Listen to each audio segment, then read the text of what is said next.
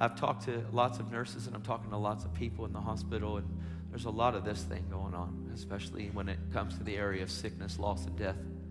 I talked to a young man yesterday that his infant son, he's in there, they're in there with their little baby, because his girl was hooked on heroin. He was coming off, and their baby's in there, just got brought into the unit and is being weaned. Yesterday was their first day, and I walked in over to them, because I just walk in the hospital rooms, man. Hey, how you guys doing? You know, I'm allowed to. I just got to ask before I pray. And she looks at me, she goes, I know who you are. And I said, wow. She goes, I heard you speak before at Christ Temple. I said, that's awesome. She goes, please pray for my baby. I said, oh, I promise. I said, but first I need to pray for your man. He goes, I got a beef with God right now. I said, you don't have a beef with God, man. You have a beef with what you believe God is. If you knew who God was, you wouldn't have a beef with him. You would have a relationship with him. There's a difference between a beef and a relationship. I said, come on. He goes, you don't understand. I said, I will understand. You tell me, and I'll explain to you. And I'll give you the scriptural truth about what really happened. And he said, well, how about this? He goes, I had a little boy. He goes, an infant. And some stuff happened. SIDS. He goes, and God took my boy. I said, do you really think that God took your boy? You think he stole him from you? She goes, yeah. He goes, I ain't blaming him. I said, wait a minute. I said, you think that God stole your son from you.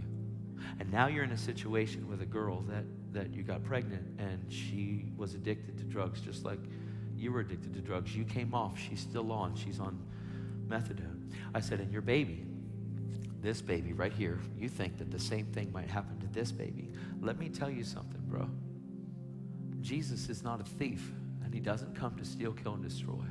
So what happened to your boy was death, loss, and destruction. It wasn't God. And God didn't say, kill him and let this one suffer. That's not how it works, man.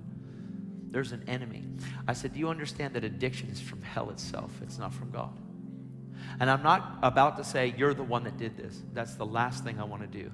Because then that brings guilt, shame, and condemnation, because it crushes them and has them think, I'm the one that had this addiction, and I'm the one that gave it to my kid.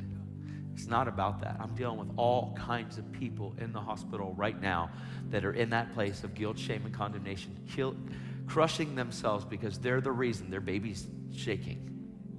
And that's not where we want to go with this thing. There's hope. His name is Jesus. Jesus wouldn't say, how dare you do this? And see, when I even share about the baby we're adopting, addiction in your city is horrible, okay? I've never seen a heroin addiction like I've seen in this area, ever. But we can crush this by the love of Jesus and the reality of you guys seeing and understanding who you are, so that when you come upon this, you don't say, oh man, there's another one. That's not what we have. We don't have, oh, there's another one. We have Jesus, we have truth, we have the Spirit of grace and truth upon our life. We can bring hope to a lost and dying world, but you have to be equipped to know who you are so that you can know the love of God that's in Christ Jesus. Because we're not here so we can condemn people or crush people or beat them up or saying you're bad and you're twisted and you're this and you're that. We're here to say there's hope. His name is Jesus. Look in my eyes. Do you see him there? And sharing the reality of who Jesus is.